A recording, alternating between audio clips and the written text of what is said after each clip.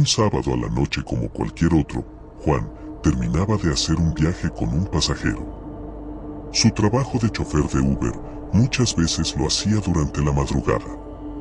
Una nueva solicitud de viaje se presentó en la pantalla de su móvil. Esteban era el que lo solicitaba.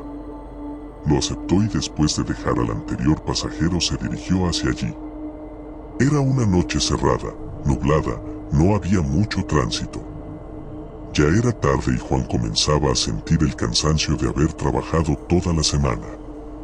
De repente un mensaje llegó a su teléfono. ¿Ya llegas?, le preguntaba Esteban. Él le contestó que en 13 minutos estaría allí. Juan llegó al lugar.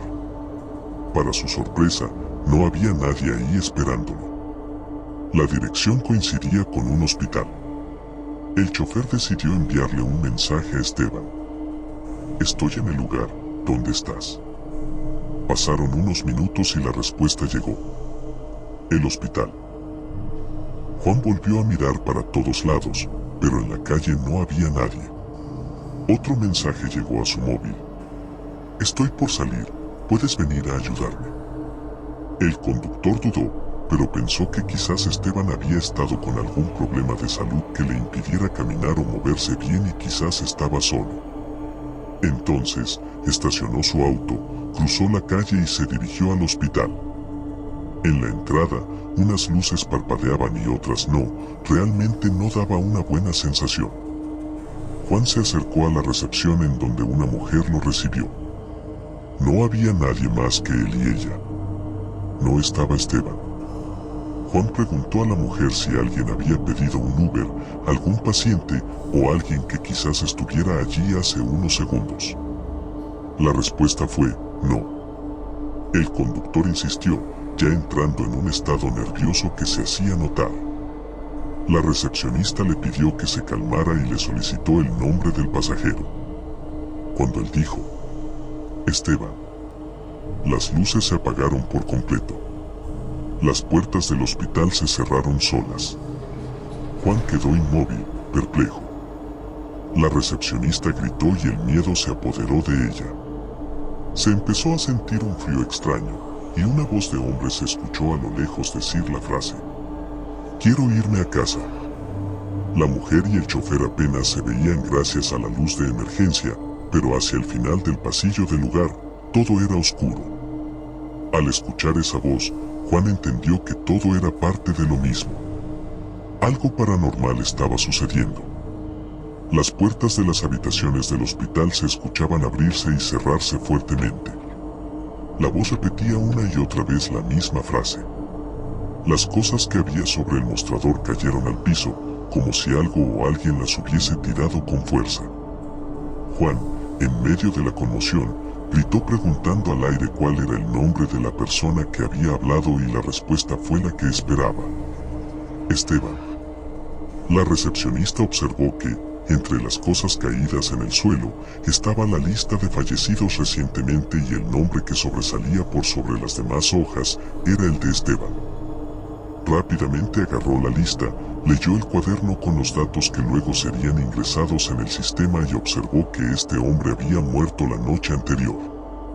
En ese momento, la puerta de la habitación en donde se guardan las pertenencias de las personas que mueren, se abrió. La voz oscura le susurró a los dos que debían entrar allí. Al ingresar, las pertenencias de Esteban se encontraban en el lugar. Juan decidió buscar algo que pudiera guiarlo o ayudarlo para terminar con la pesadilla que estaban viviendo. Entre los objetos vio una carta. Le llamó la atención y la abrió. Empezó a leerla en voz alta esperando que sus palabras llegaran a calmar la situación.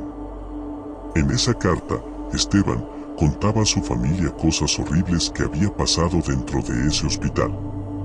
Los maltratos médicos y el abandono que había sufrido por parte de ellos tenían que ser revelados a sus familiares para que él pudiese descansar en paz. En un instante, mientras Juan estaba leyendo el escrito, el matafuego de la habitación fue arrojado violentamente por una fuerza inexplicable directamente a la cabeza de la recepcionista, quien quedó inconsciente en el piso. Juan salió corriendo con la carta en su poder y escuchó una voz que le decía que debía completar el viaje. Las puertas del hospital se abrieron nuevamente y el conductor logró salir. Al ver su móvil, tenía el viaje iniciado y una dirección como destino. Al llegar allí, tocó el timbre y lo recibió un hombre mayor. El chofer se presentó y dijo que tenía que entregar un sobre en esa dirección.